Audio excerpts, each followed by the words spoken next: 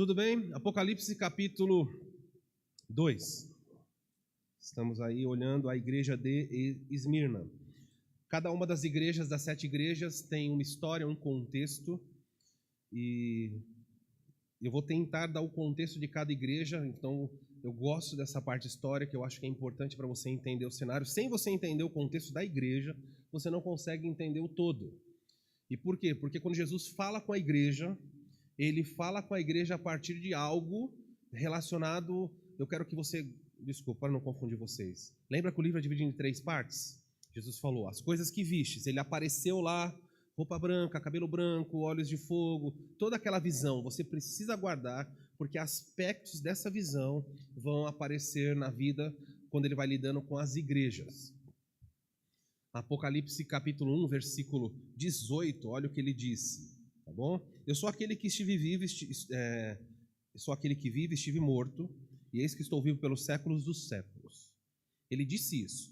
Para nós, ficou no passado, ele já falou isso. Agora ele vai voltar a lidar com uma igreja, num momento em que uma igreja está sendo profundamente perseguida, a ponto de ser uma das igrejas, para não dizer que é a única, tem ali mais uma, que Jesus não vai tecer nenhuma crítica.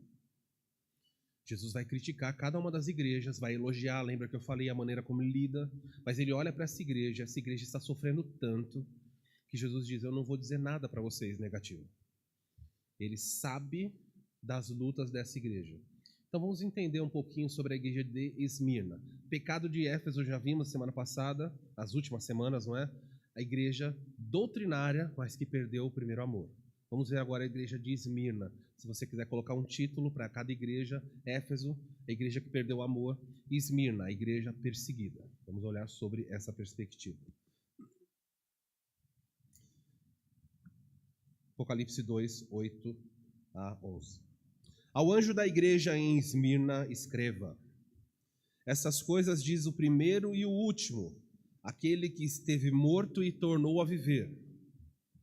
Conheço a tua tribulação, a tua pobreza, mas tu és rico, e a blasfêmia dos que a si mesmos se declaram judeus e não são, sendo antes sinagoga de Satanás. Não temas as coisas que tens de sofrer. Eis que o diabo está para lançar em prisão alguns de vós, para ser de postos à prova, e tereis tribulação de 10 dias.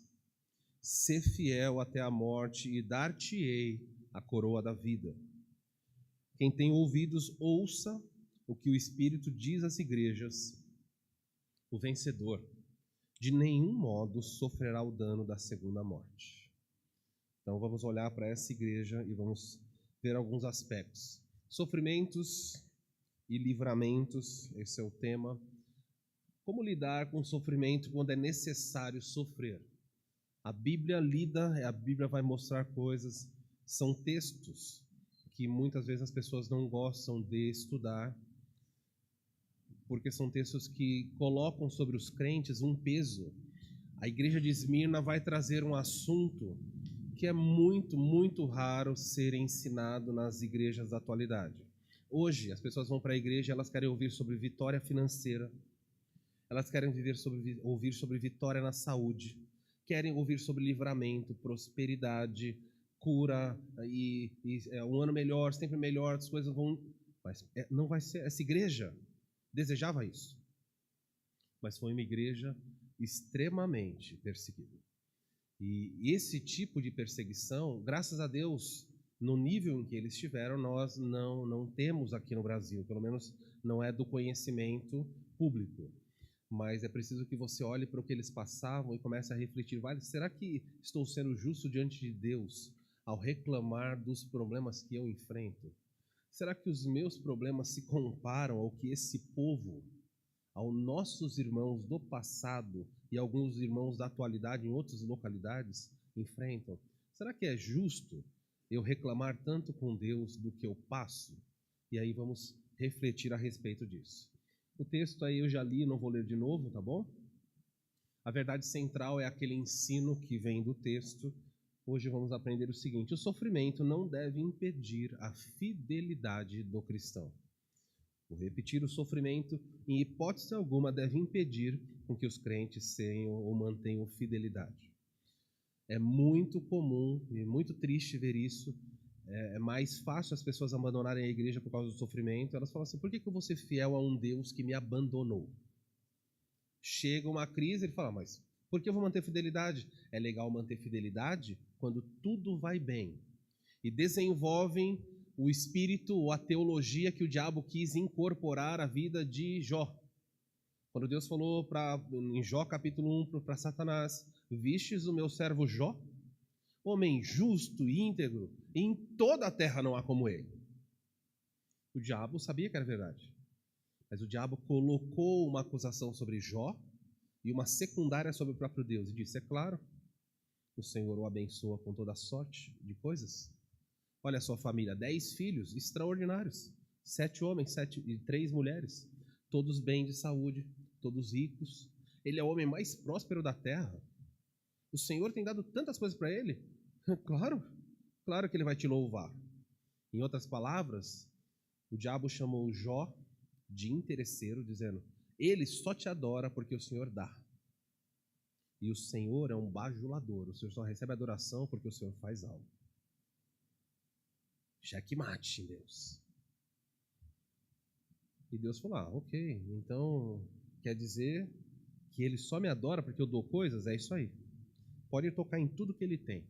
Não toque em sua vida, mas toque em tudo que ele tem. E o diabo vai e retira tudo que ele tem. E o que acontece com Jó? Ele mantém fidelidade no meio da adversidade. Muitos crentes hoje, se perder o emprego, não vou na igreja. Se acontecer não sei o quê, não vou mais.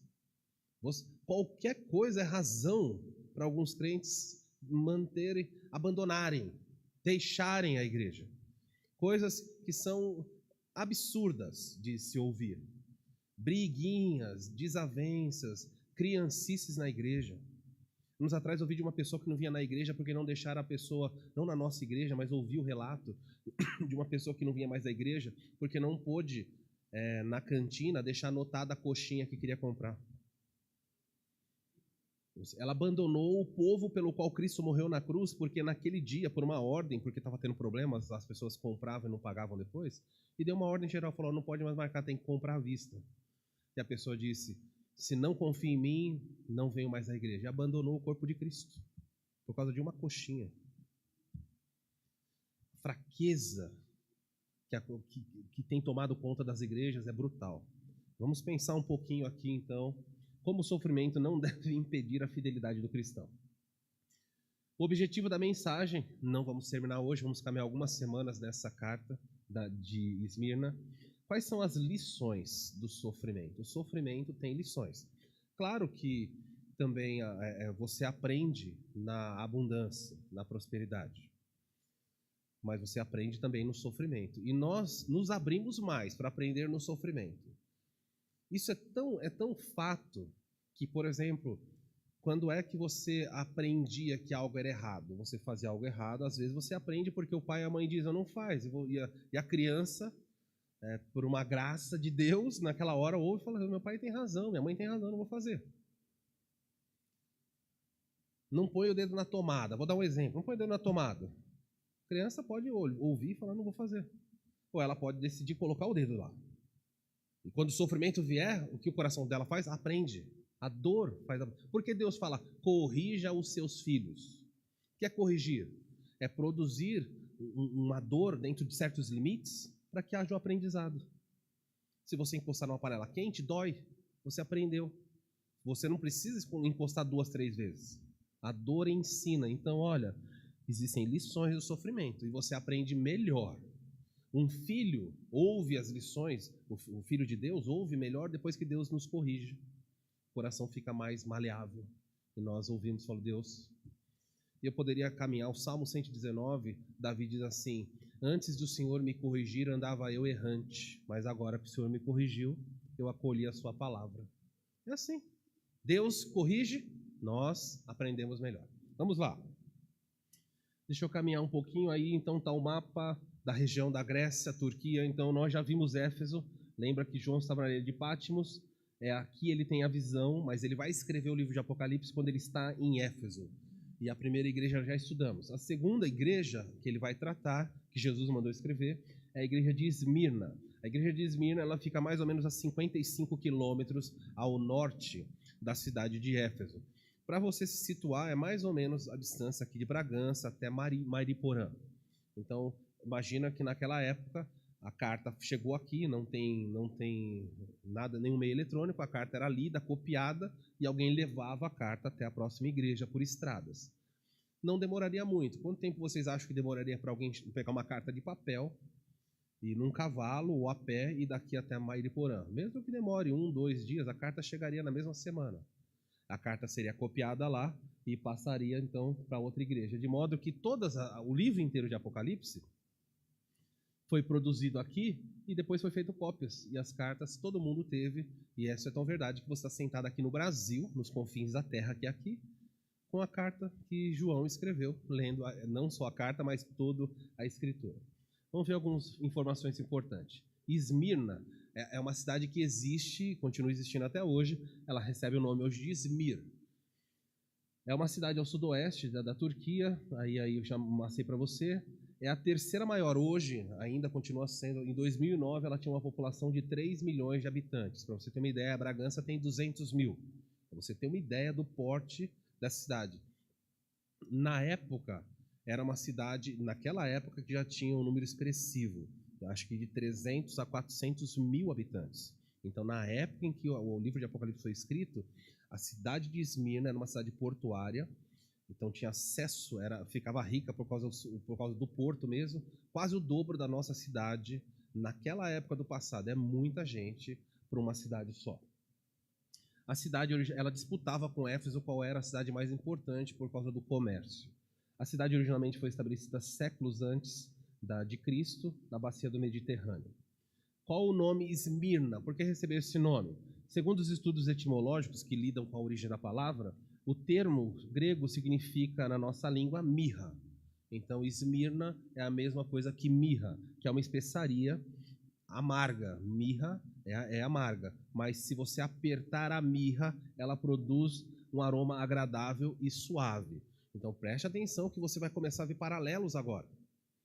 Situação amarga, mas quanto mais você aperta, mais suave o cheiro daquele lugar, mais agradável o odor da mirra.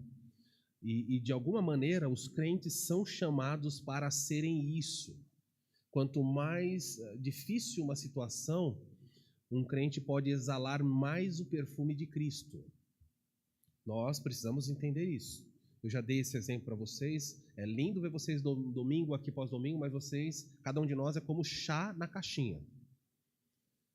Você pega, o saquinho é igual, tem a tirinha, tudo lindo. Você pega por fora, saquinho branco. Me lembro uma vez nós estávamos na casa da minha sogra e alguém misturou os pacotinhos de chá. Hoje tem tudo separado em caixinha, mas alguém colocou no mesmo lugar e ficou tudo igual. Ah, chá do quê? Você não vai pegar o chá, ficar cheirando um a um e devolvendo lá. Agora, para saber o que você vai tomar, você põe água quente e põe. E aí alguns chás ficavam coloridos, cheirosos, convidativos, outros eram amargos. De vez em quando Deus pincela os seus filhos e põe na água fervendo. E aí você traz para fora o que está lá dentro. Você é revelado na adversidade. Na adversidade tem crente que pragueja. A mulher de Jó disse o que? Amaldiçoou o seu Deus e morre. Ela foi colocada com ele na adversidade. Ela também perdeu os filhos. Ele se prostra e fala, Deus deu, Deus tirou, louvado seja o nome do Senhor. E a mulher? Amaldiçoa Deus e morre. Os dois na adversidade, um exalando o perfume e um exalando amargor. Como você é quando Deus te coloca na adversidade? Você pragueja? Você murmura? Você fica intragável? A pessoa fala, meu Deus, não consigo ficar perto dessa pessoa. Só reclama. Vai no hospital. Cerca de um mês atrás eu fiquei com a minha mãe, eu e o Maurício tivemos que ficar lá com ela. Os irmãos sabem o que aconteceu, ela ficou internada, nós ficamos juntos lá. E estranhamente você vê pessoas que demonstram uma certa alegria, um certo conforto na adversidade, apesar da adversidade. Mas você vê pessoas amargas também. Você encontra pessoas que estão bravas porque como aquilo foi acontecer com elas. Cuidado, o cristianismo, o fogo de Deus, se eu posso dizer assim, vai ensinar que tipo de cristão você é no coração. Aí não vou caminhar, ficar falando para vocês sobre a estrutura da mirra, senão vai virar um estudo muito vasto. Muito vasto. Igreja perseguida. Aí está a moderna Izmir. Otávio, por favor, aperta o blackout para mim, aí o pessoal da transmissão pode focar só na transmissão, não precisa mostrar não. Aí a moderna cidade, é uma cidade muito bonita, se você olhar, tá vendo, tem uma orla bem grande, aqui tem a parte de praia, pode ir lá conhecer, uma das cidades, é a terceira cidade mais bonita da moderna Turquia. Olha a vista de cima, aqui tem um elevador parecendo com aquele da Bahia, o elevador Lacerda, quem sabe o que é isso? Isso daqui foi um homem muito rico no passado, mandou fazer esse elevador para fazer com que as pessoas que trabalhavam para ele tivessem a facilidade. Eu apago aqui, Nicolas, aí já volto. A transmissão deixa só lá. Então aqui as pessoas vêm até esse lugar e tem uma vista belíssima dessa cidade da Turquia, passeios fantásticos. Mas também existe a parte histórica, a parte antiga. Aqui são as ruínas da Esmirna do tempo do livro de Apocalipse. Aqui é a Ágora. A Ágora é o lugar da cidade, a praça da cidade onde as pessoas se reuniam. No antigo mundo, a Ágora era o lugar onde as disputas eram resolvidas. Era o comércio da cidade, os tribunais da cidade, tudo. Você ia para a praça e resolvia tudo sua vida lá. Grande parte da cidade está para baixo do solo, porque todas essas cidades já foram destruídas e reconstruídas muitas vezes. A cidade de Jerusalém já foi destruída e reconstruída 20 vezes.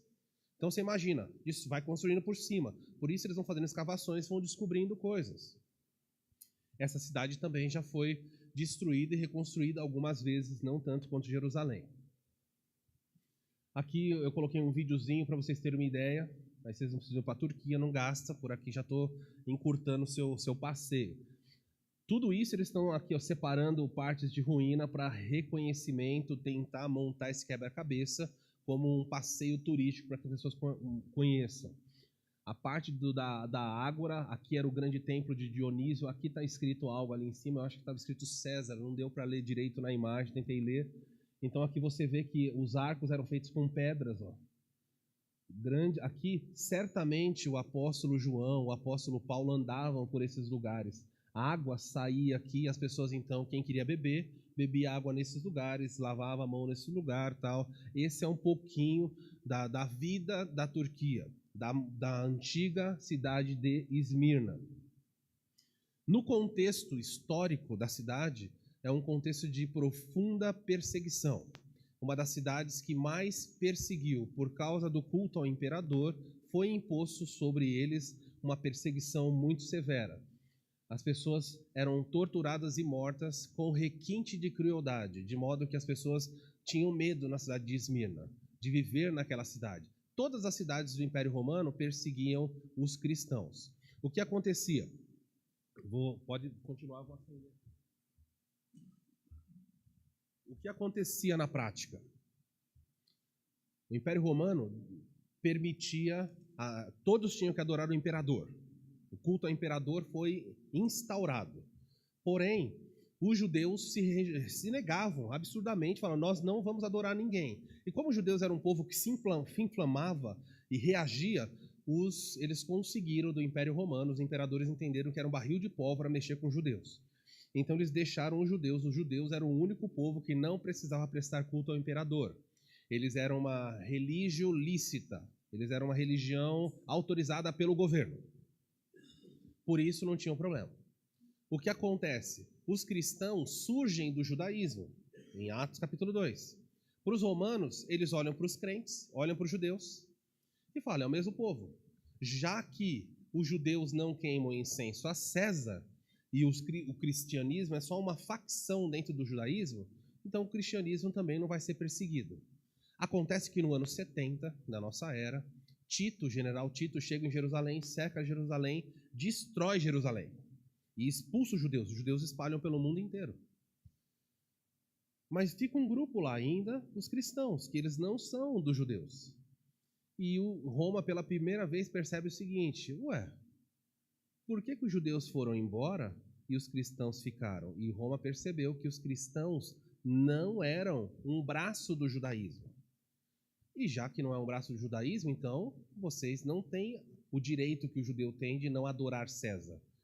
O judeu pode não adorar César, mas vocês têm que adorar. Então aqui em Esmirna existia uma comunidade muito grande, muito forte de judeus. E eles não precisavam queimar incenso a César. Mas os cristãos precisavam. E os próprios judeus, que nessa epístola aqui vão ser chamados de sinagoga do diabo, começavam a falar, para Roma, esses homens não estão adorando César. Então o Império Romano começou a prender, e prender, e prender. E era rápido ali. Uma das prisões que aconteceu em Esmirna foram presos 11 líderes da igreja de Esmirna. E cada um deles foi torturado. Um deles, com uma certa idade, o cônsul da cidade, o governante da cidade, disse para ele, olha, tenha piedade da sua idade. Se você não abandonar, não negar Cristo, você vai ser torturado. E ele disse, eu não posso negar a minha fé. Então ele foi martirizado. Todos os 11 foram martirizados. Era feito isso num estádio, uma espécie de estádio. Veja, a nossa cidade de Bragança Paulista, com 200 mil, tem um estádio do Bragantino, cabe bastante gente. Você imagina uma cidade com 400 mil habitantes. E o povo, enfurecido, insano com a morte daqueles contentes, não é? Inflamados pelos próprios judeus, pediam, mate os ateus, morte aos ateus. Então o cônsul da cidade mandou descobrir quem era o líder máximo. E eles descobriram que o líder máximo dessa cidade era um homem chamado Policarpo. E se você pode ler a morte, o relato da morte dele é vasto de documento. Policarpo de Esmirna, 86 anos de idade. Para aquela época, ele era o último elo vivo entre os apóstolos e os pais da igreja. Ou seja, ele era a última pessoa viva que teve contato direto com o apóstolo. Depois dele, todo mundo era de segunda mão, terceira mão.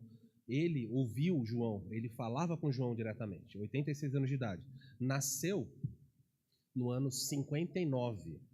59, poucos anos depois, Paulo vai ser martirizado. Mas João não, João vai viver bastante ainda. Ele nasce em 59, e desculpa, em 69 ou 59, daqui a pouco eu me recordo, acho que é 59, e vai viver 86 anos. Então Roma manda, através do cônsul, caçarem ele. E a igreja, sensibilizada com seu pastor, Policarpo de Esmirna, toda vez que os romanos se aproximavam a prender, eles colocavam Policarpo numa carroça e levavam para outra fazenda, para outra cidade, e ficavam protegendo Policarpo de escapar dessa perseguição. Policarpo não queria fazer isso, mas as pessoas diziam, você tem que fugir, nós não podemos permitir que você morra. Mas finalmente, uma noite, Policarpo está dormindo e ele tem um sonho. E nesse sonho, na verdade não foi um sonho, ele disse que foi uma visão, em que ele olha para o seu travesseiro e o travesseiro está pegando fogo. Em cima da cama, o travesseiro está pegando fogo. Relato dele mesmo. Então ele entendeu que ele deveria parar de fugir e que ele seria morto numa fogueira. E quando os romanos se aproximaram para prendê-lo, ele não fugiu mais. Ele ficou lá, contrariando toda a petição da igreja. Por favor, quando os romanos chegaram numa casa, eles pegaram um empregado e torturaram esse empregado para que o empregado contasse. Mas eu vou contando sobre Policarpo ao longo da história para vocês entenderem como lidar com o sofrimento em meio a tudo isso aí. Diversos tipos de mortes, eram mortes sanguinolentas, mortes bem cruéis. Os requintes. Lições do sofrimento. A primeira delas, nós vamos caminhar algum tempo olhando. A primeira delas é o seguinte: Deus se identifica com nossa dor e o nosso sofrimento. Você precisa entender isso, porque a primeira coisa que o diabo vai dizer no seu coração é: Deus te abandonou, Deus não liga para você, Deus não está nem aí para os seus problemas. Mas olha como Jesus vai lidar com uma igreja que está sendo morta, uma igreja que está sendo massacrada, dizimada, diferente das demais, está sendo queimada, torturada, jogada às feras. E o medo deles era a morte. Então Jesus escreve para eles e diz o seguinte: eu sou o primeiro e o último. Nós já vimos isso. O que é primeiro e o último? Jesus está dizendo: eu sou o alfa e o ômega, eu sou Deus. Quem está falando aqui é Deus. E como Deus conforta os seus filhos? Olha o que ele diz: eu sou aquele que esteve ou estive morto e tornou a viver. Faz sentido o que ele está dizendo para quem está morrendo? Falando assim: olha, não tenho medo de morrer, eu também morri. Eu também estive morto. Eu não estou pedindo para vocês algo que eu mesmo não passei. Jesus tinha condições de fugir da morte? Tinha. Jesus foi para o jardim do Getsêmani sabendo que Judas iria traí-lo. Ele poderia ter ido para outro lugar. Ele falou para Satanás, quando Satanás é entre Judas: o que tens para fazer, faz depressa. Quando chegam para prender Jesus, Jesus podia ter falado para os seus discípulos: Pedro, diga que você sou eu. Mas Jesus não faz isso, ele se antecipa e diz: a quem vocês procuram? A Jesus de Nazaré. Ele falou: sou eu. Então veja, Jesus está confortando uma igreja que está sendo martirizada, dizendo assim: eu me compadeço, eu sei exatamente o que vocês estão passando, porque eu também fui preso injustamente, torturado, a ponto do apóstolo Paulo dizer: sendo Jesus obediente até a morte. Que era já obedecer até a morte é uma coisa fantástica. E aí Paulo cria um parênteses e fala assim: e morte de cruz, não foi qualquer morte não. Ele permaneceu firme na morte, a pior e mais horrenda, mais severa morte que os romanos empregavam. Esse Jesus escreve para a igreja e diz: olha, eu sou Deus e eu quero que vocês saibam, eu, filho de Deus, amado pelo meu Pai, eu também estive morto. Eu me compadeço, eu sei. Vocês sabem que Jesus enfrentou situações semelhantes às nossas? A gente pensa que Jesus não passou por coisas do cotidiano. Será que Jesus, quando criança, caiu alguma vez e ralou o joelho? Será que ele bateu a cabeça e criou um galo? Será que alguma vez ele se feriu? Será que quando trabalhando com carpinteiro, nunca ele deu uma marteladinha no dedo? Ah não, Jesus é perfeito, né? Ele não erra. O que eu quero dizer aqui é que Jesus participou da vida humana, exceto, claro, pelo pecado, das condições que nós passamos. Abram, por exemplo, em Hebreus, volte as páginas da Bíblia para Hebreus capítulo 4. Olha o que o autor de Hebreus fala para confortar o povo, para ensinar a você como o Senhor se compadece dos seus filhos. Hebreus capítulo 4, versículo 15. Guarda essas coisas quando você estiver sofrendo, quando você estiver com dor. Jesus passou por dor. Quando você estiver dormindo pouco, ele dormiu pouco. Quando você for perseguido, caluniado, ele também foi. Quando você não tem dinheiro, ele também não tinha. Olha o que ele diz, versículo 15, Hebreus 4,15. Porque não temos um sacerdote que não possa se compadecer das nossas fraquezas. O autor de Hebreus diz: olha, o nosso sacerdote não é alguém que não se compadece das minhas fraquezas. E ele diz o quê? Antes disso, pelo contrário, ele foi tentado em todas as coisas à nossa semelhança.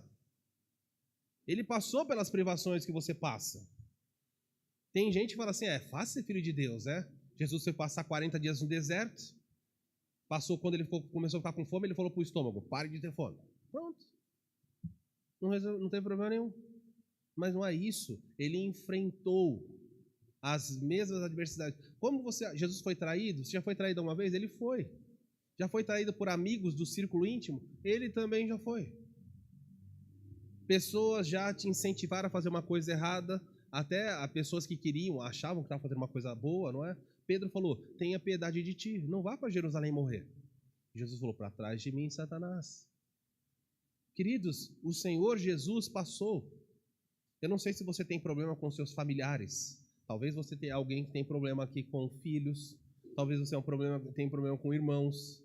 Talvez você tenha problema com primos, enfim, os parentes. Jesus teve problema com seus parentes? Ele estava pregando. E os irmãos se aproximam dele e falam: olha, mano, alguém que quer se tornar conhecido não deve ficar pregando só aqui na Galileia. Vá para Jerusalém. Eles não queriam Jesus por perto, porque Jesus os envergonhava.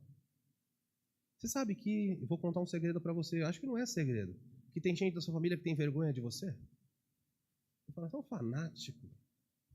Onde você faz domingo? Na igreja. E de manhã? Na igreja. E na terça? Na igreja. Nas suas costas estão rindo. Fala, nossa, que gente, beatos de igreja. Doidos. Você ora. Ai, fim do ano é um tempo para muitas famílias de tortura, muitos crentes. Se chegar na noite de Natal, às vezes você está com o povo de Deus, às vezes você vai reunir pessoas, ou você vai participar na casa de um familiar, onde tem não crentes. Ora ou não ora? Pede a palavra e fala, irmãos, antes de comer... Irmãos, não, mas... queridos, antes de comermos, vamos orar aqui? Aí alguns parentes olham e falam, a pessoa já está lá com o uísque na mão, fala, orar? Ih, lá vem o crente. Ou você alguma vez já viu alguém na sua casa, numa reunião de família orando, e outras pessoas com o olho aberto, olhando torto, assim? Você vê isso em velório. Já fui participar de velórios em que você vê alguém, a família ali orando, e gente desprezando o que está acontecendo ali. Jesus enfrentou isso, a desdenha, a zombaria dos seus familiares. Então não se ache que você é a última bolacha do pacote. O que eu passo? Se o Senhor soubesse o que eu passo. Eu sou o primeiro e o último, eu também estive morto e estou vivo. Por que ele diz para a igreja? Estive morto e tornei a viver. Adivinha por que ele vai falar para a igreja? Não tenham medo, porque eu também estive morto. O que ele já está dizendo para essa igreja? Eu tenho uma péssima notícia para dar para vocês e uma excelente. A péssima é que vocês vão morrer.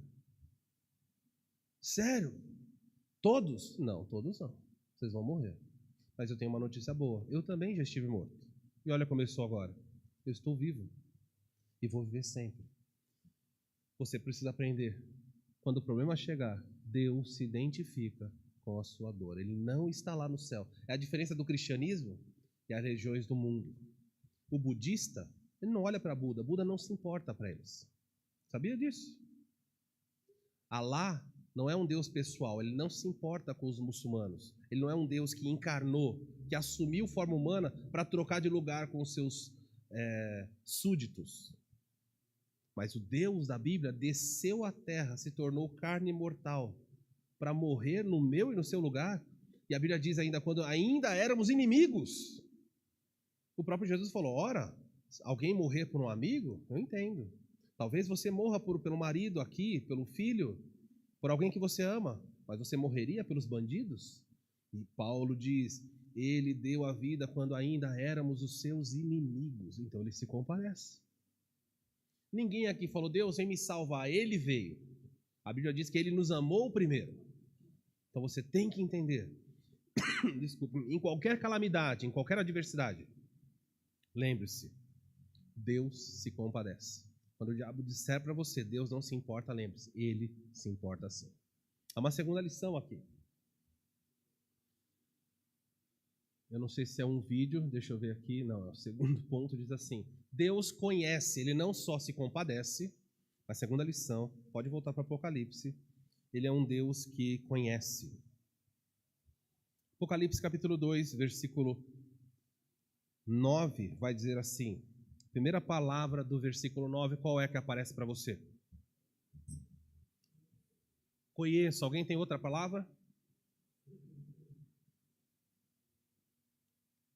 Todas são assim? Eu conheço as suas obras. Ou desculpa, nas outras igrejas ele falou, eu conheço as suas obras. Para essa igreja ele fala, conhece o quê? No versículo, qual que é o seu?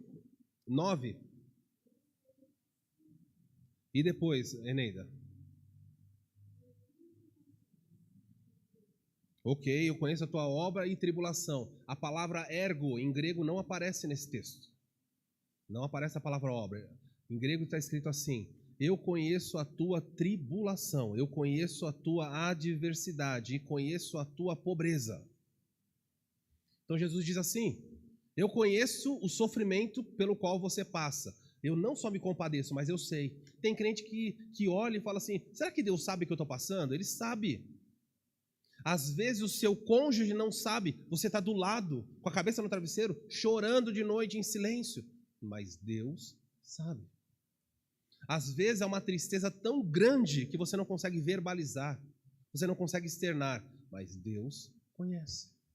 E é por isso que ele vai para essa igreja e diz o seguinte: eu conheço a tua tribulação e a tua pobreza.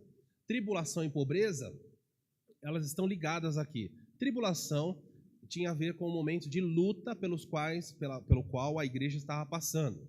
E uma das tribulações mais severas estava relacionada a isso aqui, ó. A palavra kiptocheia em grego é a palavra pobreza, mas não a pobreza, eu diria assim, eu não sei se eu olhar para você, você diria assim, você é rico? Eu falo, não sou rico, sou classe média, sou pobre, depende de como você se classifica. Mas a palavra kiptocheia significava, eu sou um mendigo no chão clamando. E olha só, eu conheço a extrema pobreza de vocês. E a pergunta é, por que a igreja se tornou extremamente pobre? Por causa da tribulação. O Império Romano impôs o confisco. Confisco era, você perde, assim que você era identificado como cristão, deixa eu só explicar como funcionava. Você poderia ser cristão. O Império Romano, neste momento, ainda não estava indo atrás de você, parando você na rua. Você é crente? Você é crente? Não. Mas se alguém denunciasse você como cristão, aí o Império era obrigado a prender você. Então, se o vizinho sabia que você era crente, gostava de você, maravilha. Mas se ele fosse lá e falasse, ó, meu vizinho é crente, o Império agora não podia falar, deixa pra lá. Ele tem que vir e prender você. E tem que fazer você negar a sua fé. Porque se você não negar a fé, se você continuar dizendo que Jesus é rei, se Jesus é rei, César não é. E se você disser que César, se você não queimar incenso a César, você é traidor do Estado. E a traição é a pena mais severa em todos os lugares. Até aqui no Brasil a pena de morte existe. Não sei se você sabe disso. Pena de morte existe no Brasil. Qual é a pena de morte? É traição. Se você trair a pátria, os militares podem matar você. Dentro do regime militar, isso já existe. Correto, Maurício? Dentro do regime militar, já está em vigor. Hoje, pena de morte existe. Se alguém descobrir alguém dentro do movimento militar que traiu a pátria, lesou a pátria, ele é executado. Não tem tribunal, nada disso. Pena de morte já existe. Lá, não adorar César, não dizer que César é Senhor, era executado. E o cristão não podia fazer. Eles não eram contra César, mas falou, não posso dizer que César é divino. E eles inventaram que o gênio de César, gênio aqui é a ideia de o espírito de César era divino. César era um humano, mas ele tinha um espírito divino. E os judeus não precisavam fazer isso, mas os crentes tinham que fazer. Foram perseguidos, perderam tudo. Perdia filho, perdia patrimônio. Se o governo confiscar tudo que você tem hoje, todas as suas contas, todos os seus bens, você só vai ter a roupa do corpo. Então, para você viver, você tem que pedir. Então Jesus fala, eu sei, eu conheço a pobreza na qual vocês foram lançados. Não tinha como escapar. Jesus diz mais, e eu conheço também a blasfêmia dos que a si mesmos se declaram judeus e não são, sendo antes sinagoga de Satanás. Preste atenção, porque a palavra blasfêmia aqui, ela pode ser, normalmente blasfêmia é algo que é dito contra Deus, mas neste contexto são acusações que fazem com que as pessoas sofressem perseguição e também pobreza. Blasfêmia daqueles que se declaram judeus. O que é isso? João está mostrando aqui, trazendo luz a um assunto que o apóstolo Paulo esgotou. Se eu perguntasse para você o que é um judeu, quem é um judeu? Você falava, o judeu é o descendente de Abraão. O judeu é aquele que tem a linhagem do sangue de Abraão. Só que o apóstolo Paulo, inspirado pelo Espírito Santo, diz assim, olha, nem todo aquele que nasceu judeu é judeu de fato. Judeu, existe o judeu de sangue, mas existe o que é chamado o verdadeiro Israel. O verdadeiro Israel são aqueles que vão ser salvos. São aqueles que são da linhagem de Abraão, mas não são apenas da linhagem física de Abraão. Sabia? Os judeus se vangloriavam dizendo assim, nós não precisamos de nada, vamos ser salvos pelo simples fato de Abraão ser nosso pai. O que Jesus disse para eles em João 8? O diabo é o vosso pai. O judeu, eles ficavam loucos, como assim? Vocês têm por pai o diabo, que desde o começo é assassino, homicida, mentiroso. Vocês são filhos deles. Então é possível ser judeu? e ser filho do diabo. E é possível alguém se declarar: eu sou judeu e sou salvo, mas ser sinagoga do diabo. Por isso que ele está dizendo aqui, ó, Jesus falando: eu conheço aqueles que a si mesmos se declaram judeus. Jesus passou por gente assim na sua época, por fariseus. Há pessoas que se declaram judeus e não são. Ah, eu sou de sangue. É de sangue, mas você não é um judeu, verdadeiro judeu. O verdadeiro Israel é aquele que é salvo. Paulo diz que o judeu de sangue, ele era circuncisado na carne. Então, o bebê, menino, recebia uma cirurgia no 8º dia no seu órgão genital masculino, e ele entrava em aliança com Deus, uma aliança territorial, terrena. Mas Paulo diz que existe uma outra circuncisão que é feita no coração. E essa do coração é que faz com que a pessoa seja um verdadeiro judeu. Então, Paulo é um verdadeiro judeu, enquanto outros não são. Deixa eu fazer um parênteses aqui pequeno. Tá cheio de gente na igreja que acha que eu sou um verdadeiro crente. Por quê? Eu sou filho de crente. Sou filho de crente. Sou filho de diácono, de pastor. Cresci na igreja. Ih, você já nasceu de novo? Pastor, já me batizei. Não quero saber se batizou, quero saber se você nasceu de novo. Ah, pastor, eu vou na igreja desde criança, vou nas EBFs. Cuidado. Tem muita gente, eu vou falar com muita tristeza, tem muita gente perdida dentro da igreja.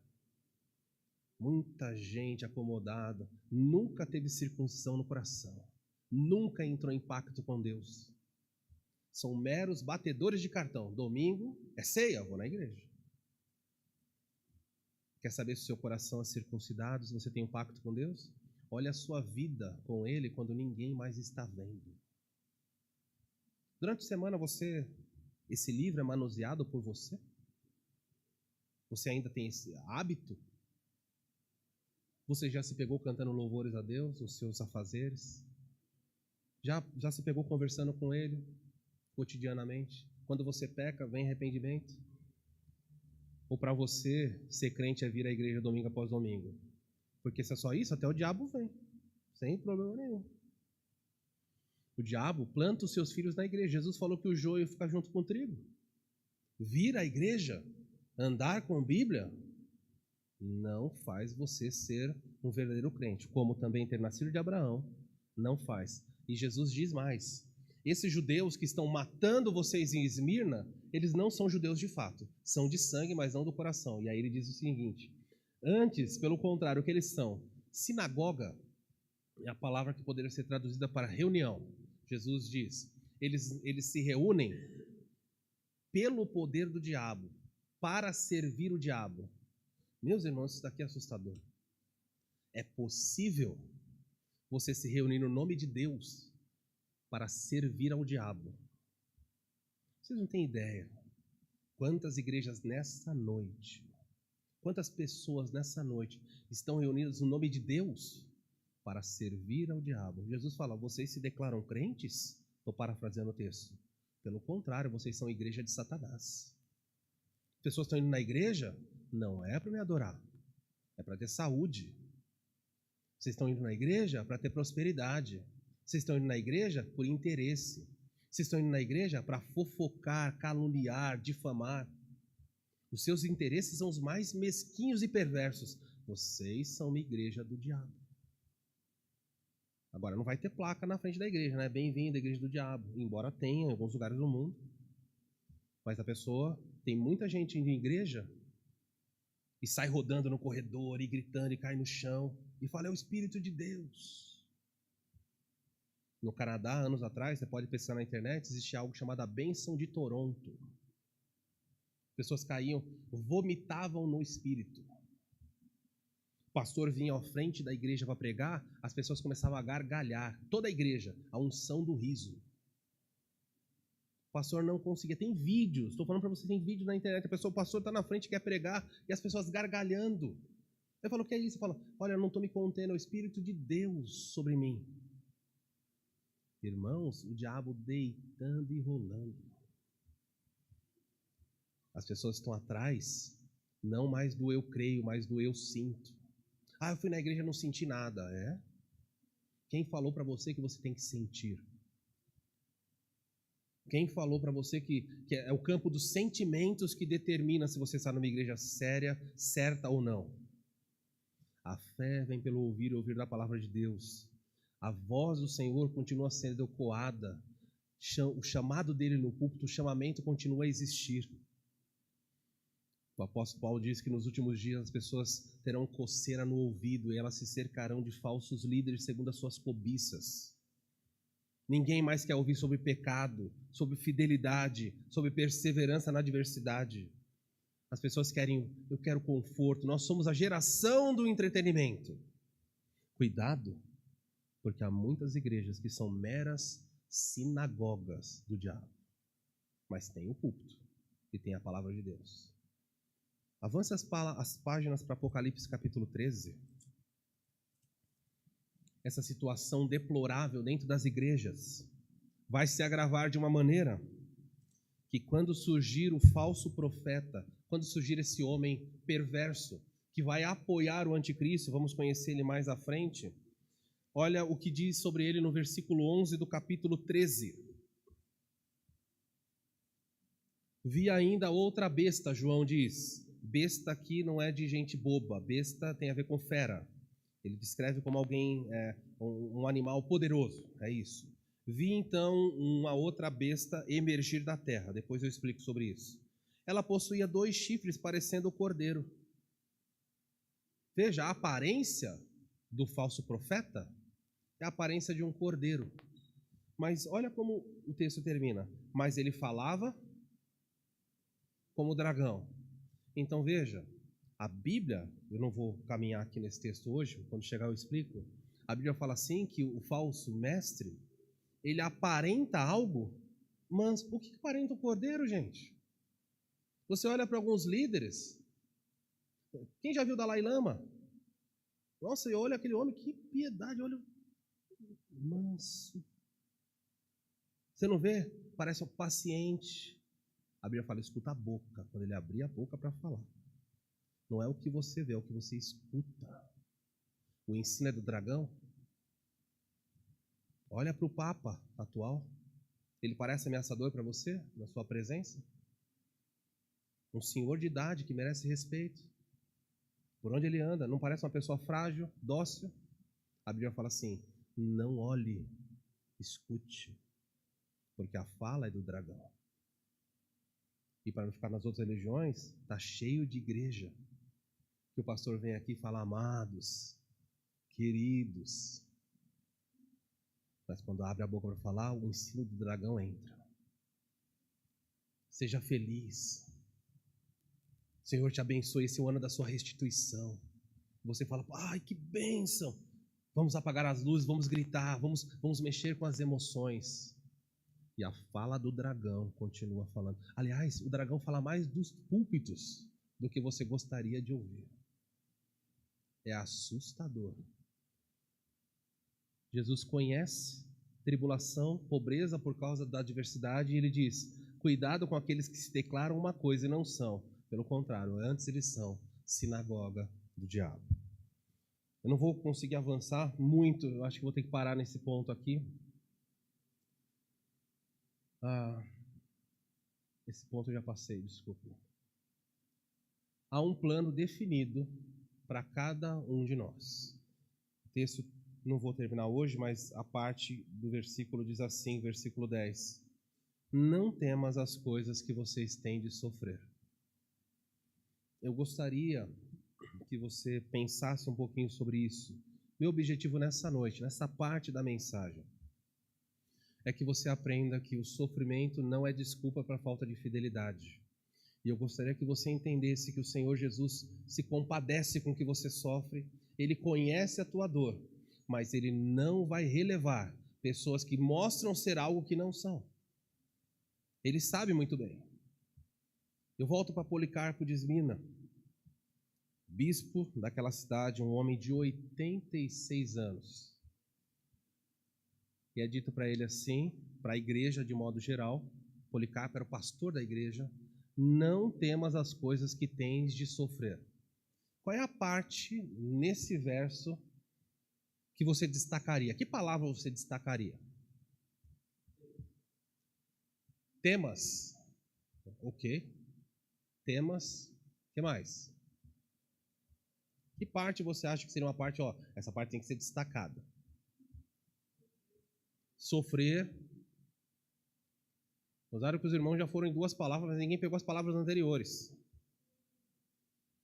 Coisas, ele vai destacar aqui, não tenha medo. Essa é a primeira coisa que é dita, primeira palavra. Não tenha medo. Se ele está dizendo para não ter medo, é porque é uma coisa o quê? Que assusta. Ele fala, mas não fique com medo. Ah, Jesus, o que vem por aí? Não tenha medo.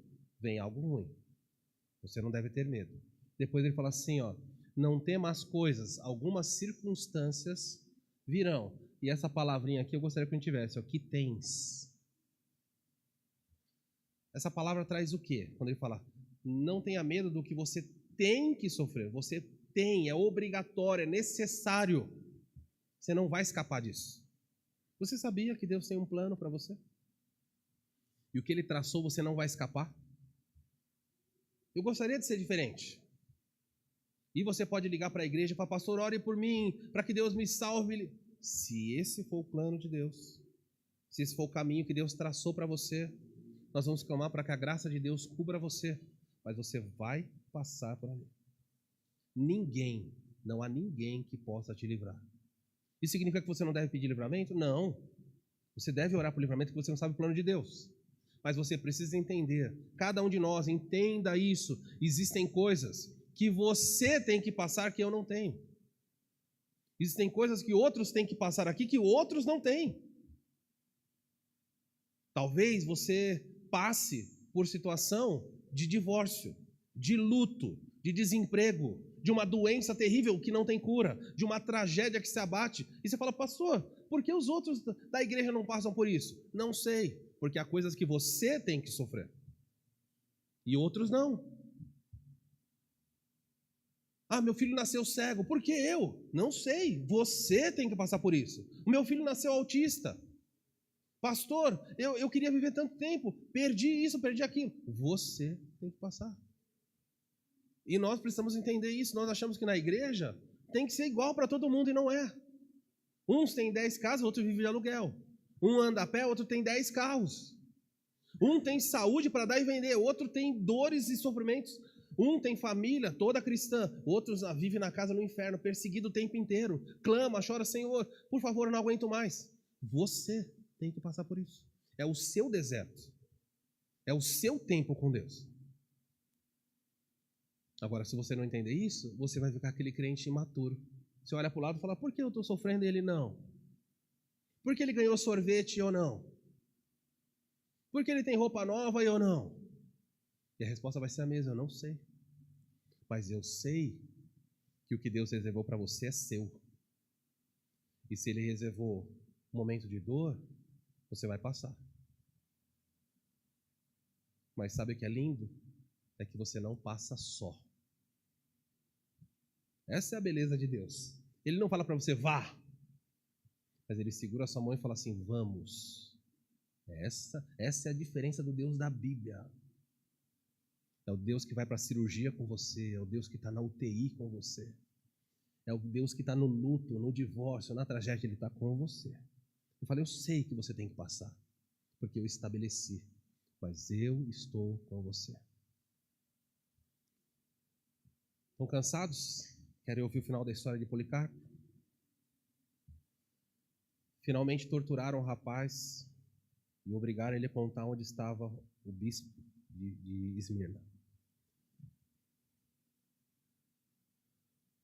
Eu vou, de novo, por favor, foquem lá só. Vou mostrar para você um pouquinho. É só um filme, tá bom? Eu tinha outras imagens, mas as cenas eram tão... tudo é filmagem, mas as cenas eram tão fortes que eu acho que algumas pessoas não lidariam bem. Vou mostrar então um trechinho de um pouco do que acontecia naquela época. Lembrando, se você não quiser ver, fecha os olhos. Não é tão assim. Hoje os filmes mostram coisas piores, mas como isso é algo que aconteceu na história, você precisa entender. Mas é só um filme representando o que houve.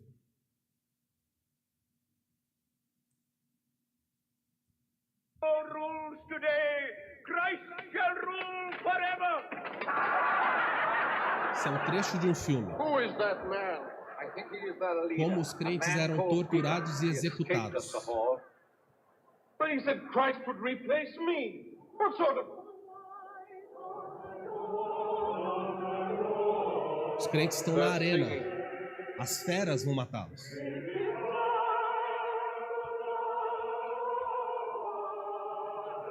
E a história diz que eles oravam, se ajoelhavam e cantavam. E o povo ficava assim, como eles podem fazer isso?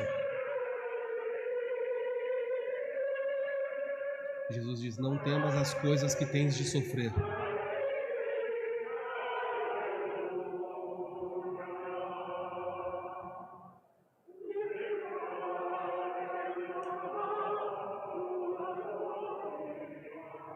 These dogs have a front tree even in death. The lions will sing louder, I think.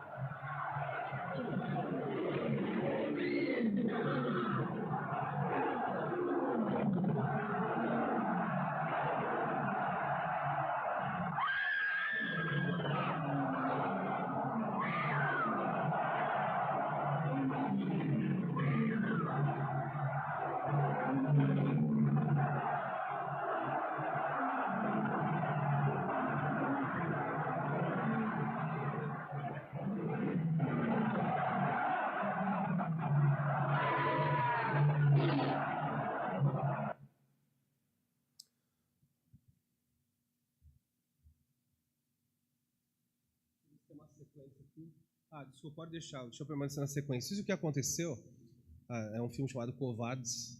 Você pode assistir depois. É um filme que mostra... tem trechos ali que mostram até cenas que incomodam, sabe? Leões pegando bebê, a mãe. Eu cortei um monte de parte aí que acho que mexeria um pouquinho. Quando você lembrar do seu sofrimento, da sua perseguição, os crentes estavam na arena. E Jesus diz assim, não temas o que vocês têm de sofrer. Vocês precisam passar por isso. Vocês não vão escapar. E Éfeso ele não falou isso. O pastor Aipina falou, vocês... Ele não critica essa igreja, ele só fala para eles, fiquem firmes. Eu vou estar com vocês. Eu estive morto. E estou vivo. Vocês também vão se levantar. E aqui o finalzinho. História de Policarpo. E nós terminamos com isso semana. O dia estava quente. As autoridades de Esmirna procuravam Policarpo, o respeitado bispo da cidade. Elas já haviam levado outros cristãos à morte na arena. Agora, uma multidão exigia a morte do líder. Policarpo saíra da cidade e se escondera na propriedade de alguns amigos no interior. Quando os soldados entraram, ele fugiu para outra propriedade. Embora o idoso não tivesse medo da morte e quisesse permanecer na cidade, seus amigos insistiram que se escondesse. Talvez com temor de que sua morte pudesse desmoralizar a igreja. Se esse era o caso, estavam completamente equivocados. Quando os soldados alcançaram a primeira fazenda, torturaram um menino escravo para que revelasse o paradeiro de Policarpo. Assim, apressaram-se bem armados para prender o bispo. Embora tivesse tempo para escapar, Policarpo se recusou a agir assim. Que a vontade de Deus seja feita, decidiu. Em vez de fugir, deu as boas-vindas aos seus captores, ofereceu-lhes comida e pediu permissão para passar um momento sozinho em oração. Policarpo orou durante 2 horas. Alguns dos que ali estavam com a finalidade de prendê-lo pareciam arrependidos por prender um homem tão simpático. No caminho de volta a Esmirna, o chefe da guarda tentou argumentar com Policarpo. Que problema há em dizer César é senhor e acender incenso? Policarpo calmamente disse que não faria isso. As autoridades romanas desenvolveram a ideia de que o espírito, ou o gênio do imperador César, era divino. A maioria dos romanos, por causa de seu panteão, não tinha problema em prestar culto ao imperador, pois entendia a situação como questão de lealdade nacional. Porém, os cristãos sabiam que isso era idolatria. Pelo fato de os cristãos se recusarem a adorar o imperador ou os outros deuses de Roma e adorar Cristo de maneira silenciosa e secreta em seus lares, a maioria das pessoas achava que eles não tinham fé. Fora com os ateus! Gritavam os habitantes de Esmirna, enquanto buscavam os cristãos para prendê-los. Como sabiam apenas que os cristãos não participavam dos muitos festivais pagãos e não ofereciam os sacrifícios comuns, a multidão atacava o grupo, considerado ímpio e sem pátria. Então, Policarpo entrou em uma arena cheia de pessoas enfurecidas. O procônsul romano parecia respeitar a idade do bispo. Como Pilatos, queria evitar uma cena horrível, se fosse possível. Se Policarpo apenas oferecesse um sacrifício, todos poderiam ir para casa. Respeito sua idade, velho homem, implorou o procônsul. Jure pela felicidade de César. Mude de ideia. Diga, fora com os ateus. O procônsul obviamente queria que Policarpo salvasse a vida ao separar-se daqueles ateus, os cristãos. Ele, porém, simplesmente olhou para a multidão zombadora, levantou a mão na direção deles e disse: fora com os ateus. O procônsul tentou outra vez. Faça o juramento e eu o libertarei. Amaldiçoe Cristo. O bispo se manteve firme. Por 86 anos, servi a Cristo e ele nunca me fez qualquer mal. Como poderia blasfemar contra meu rei que me salvou? A tradição diz que Policarpo estudou com o apóstolo João. Se isso foi realmente verdade, ele era provavelmente o último elo vivo com a Igreja Apostólica. Cerca de 40 anos antes, quando Policarpo começou seu ministério como bispo, Inácio, um dos pais da Igreja, escreveu a ele uma carta especial. Policarpo escreveu, de próprio punho, uma carta aos filipenses. Embora não seja especialmente brilhante e original, essa carta fala sobre as verdades que ele aprendeu com seus mestres. Policarpo não fazia exegese de textos do Antigo Testamento como os estudiosos cristãos posteriores, mas citava os apóstolos e outros líderes da igreja para exortar os filipenses. Cerca de um ano antes do martírio, Policarpo foi a Roma para acertar algumas diferenças quanto à data da Páscoa com o bispo daquela cidade. Uma história diz que nessa cidade ele debateu com o herege Marcião, a quem chamava o primogênito de Satanás. Disse que diversos seguidores de Marcião se converteram com sua exposição dos ensinamentos apostólicos. Esse era o papel de Policarpo, ser uma testemunha fiel. Líderes posteriores apresentariam saídas criativas diante de situações em constante mutação, mas a era de Policarpo requeria apenas fidelidade, e ele foi fiel até a morte. Na arena, a argumentação continuava entre o bispo e o procônsul. Em certo momento, Policarpo admoestou seu inquisidor. Se você finge que não sabe quem sou, ouça bem, sou um cristão. Se você quer aprender sobre cristianismo, separe um dia e me conceda uma audiência. O procônsul ameaçou jogá-lo às feras. Policarpo disse, pois chame-as. Se isso fosse uma mudança do mal para o bem, eu a consideraria, mas não posso admitir uma mudança do melhor para o pior. Ameaçado pelo fogo, Policarpo reagiu. Seu fogo poderá queimar por 1 hora, mas depois se extinguirá. Mas o fogo do julgamento por vir é eterno. Por fim, anunciou-se que Policarpo não se retrataria. O povo de Esmirna gritou: esse é o mestre da Ásia, o pai dos cristãos, o destruidor de nossos deuses, que ensina o povo a não sacrificar e a não adorar. O procônsul ordenou que o bispo fosse queimado. Policarpo foi amarrado a uma estaca e o fogo foi ateado. Contudo, de acordo com testemunhas oculares, seu corpo não se consumia. Conforme o relato dessas testemunhas, ele estava lá no meio, não como carne em chamas, mas como um pão sendo assado, ou como o ouro e a prata sendo refinados em uma fornalha. Sentimos o suave aroma, semelhante ao de incenso ou ao de outra especiaria preciosa. Quando um dos executores o perfurou com uma lança, o sangue que jorrou apagou o fogo. Esse relato foi repassado às congregações por todo o império. A igreja valorizou esses relatos e começou a celebrar a vida e a morte de seus mártires, chegando a coletar seus ossos e outras relíquias. Em 23 de fevereiro, todos os anos, comemoravam o dia do nascimento de Policarpo no Reino Celestial. Nos 150 anos seguintes, à medida que centenas de outros mártires caminharam fielmente para a morte, muitos foram fortalecidos pelos relatos do testemunho fiel do bispo de Esmirna.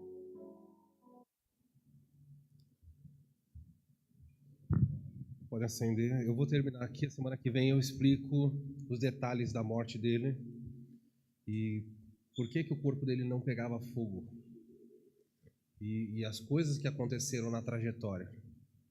E também por que os relatos das pessoas que, enquanto o fogo estava em volta do seu corpo, falou que o fogo envolveu. E ele ficou dentro como se tivesse um pão dentro de um forno. O fogo não queimava. Ele disse para o imperador, para o cônsul, falou: esse fogo que você vai acender dura 1 hora e apaga. Mas há um fogo que nunca se apaga. E esse fogo é que eu tenho que ter medo. E um perfume assustador tomou conta daquele lugar. Lembra da Esmirna, do termo? As pessoas que estavam naquele lugar falaram que o lugar se encheu de perfume.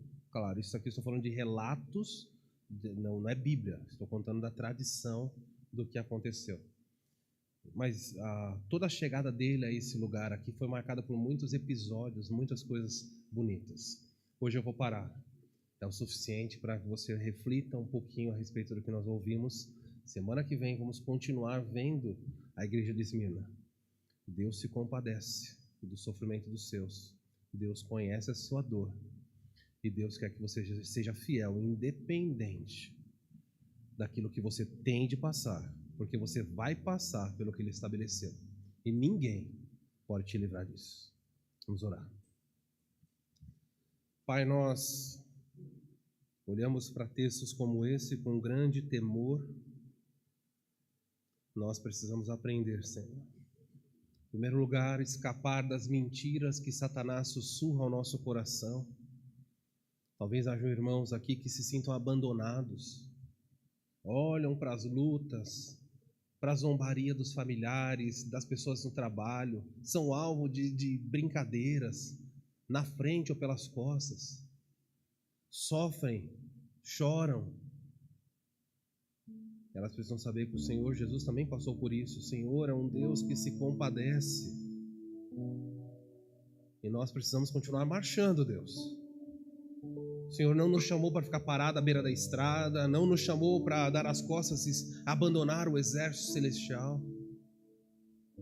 O Senhor conhece a nossa dor, a dor do luto, do divórcio, da pobreza, da doença. O Senhor sabe como é difícil, cada um de nós tem um fardo, cada um de nós tem a sua própria cruz para carregar. O Senhor conhece a nossa dor.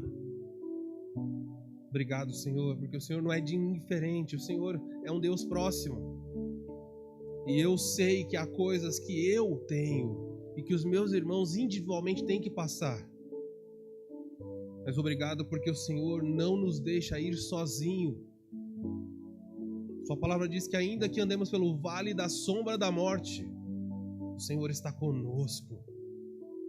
Podemos ser abandonados até por amigos e irmãos na fé, mas o Senhor está conosco. E a tua vara e o teu cajado nos consolam. Nos ajuda, Senhor, a termos fidelidade. E quando a escuridão da noite chegar, e quando as trevas se colocarem à nossa volta, nós vamos ter a coragem de marchar. Porque esse é o nosso papel. Não chegamos em casa ainda, o nosso lar é outro. E até chegarmos lá, queremos andar marchando em fidelidade. Cobre-nos, Senhor, com a sua graça. E se alguém aqui já tropeçou, fraquejou, deu as costas, chama de volta. Que as fileiras do Evangelho sejam engrossadas. E que o mundo veja a nossa fidelidade diante de feras, diante do fogo, diante do que o Senhor preparou. Nós oramos assim em nome de Jesus. Amém. Vamos terminar o culto, vamos ficar em pé, vamos cantar. Essa música ensina